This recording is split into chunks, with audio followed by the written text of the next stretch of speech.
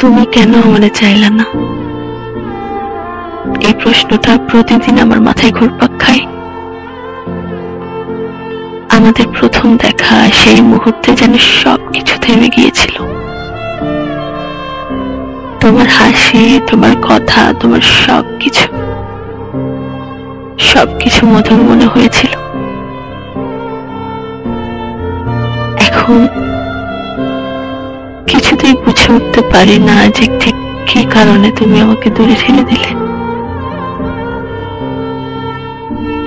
তুমি যখন পাশে ছিলে মনে হয়েছিল সবকিছু সম্ভব,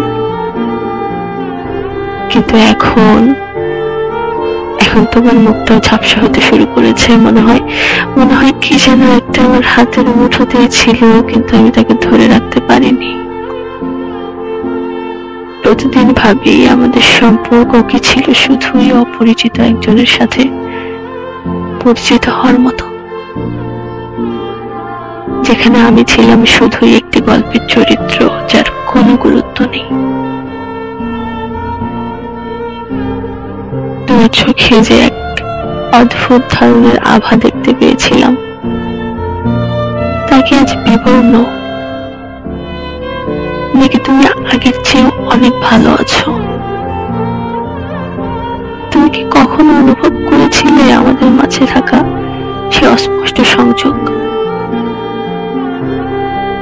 তোমার থেকে আসা আঘাত যখন প্রচন্ড বেগে আমাকে ছুঁড়ে ফেললো, আমি যেন এক নিঃসঙ্গ সাগরের মাঝখানে ঢেউয়ের সাথে ভাসতে ভাসতে তোমার দিকে একটাই আশা নিয়ে তাকিয়েছিলাম যে কেউ না হোক অন্তত তুমি হাতটা ধরে টেনে তুলবে।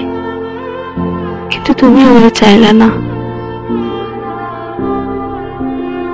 হয়তো প্রেমের ভাষা কখনোই আমরা বুঝতে পারিনি। হয়তো আমি ছিলাম একটি উড়ন্ত পাখি আর তুমি ছিলে একটি মস্ত বট গাছ, যেখানে হাজারো পাখি এভাবেই উড়ে এসে বসে প্রতিদিন। কিন্তু তাও কেন যেন মনে হয় আমাদের গল্প এখানে শেষ না হলেও পারত। তুমি কথা মনে পড়ে, আমার হৃদয়ে এক অদ্ভুত শূন্যতা বাসা বাঁধে। কিন্তু আমি জানি প্রেমের এই জটিলতার মাঝেও কিছু একটা অমিল তো থেকেই যায়। হয়তো একদিন এক অন্য গল্পে আমরা আবার একসাথে হব। হয়তো তখন তুমি আর আমি দুজনের চোখে চোখ রেখে একটি কথাই জিজ্ঞেস করব, কেন হলো এই বিচ্ছেদ? না হলেও তো পারত।